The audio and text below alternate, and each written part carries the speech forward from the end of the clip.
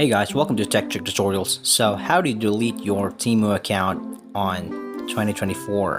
Now there might be some changes because a lot has changes recently on the basis of how to delete this one. So back on 2019 there's an option to actually do this up front on the actual app itself, which you could see on the settings, but unfortunately on this day and age they've removed this one and instead settled for if you stop using your account for 30 days or more, depending on which country you're in. So in Philippines it's about 60 days, and if you have an account that's inactive for like over a month, then it'll automatically be deleted, and from there you could just go ahead and add a new account if you want to. If not, then your account will be automatically deleted. Just stop using it if that's what you wish to happen, basically.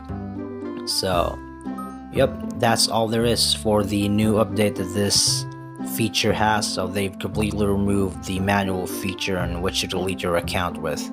So that's just basically it, and click here to add a new account if you wish so, and if not, just stop using the application for over 60 days and it'll be deleted automatically. So I certainly hope that this short video is of any help for you guys, and thank you so much for watching Tech Trick Tutorials.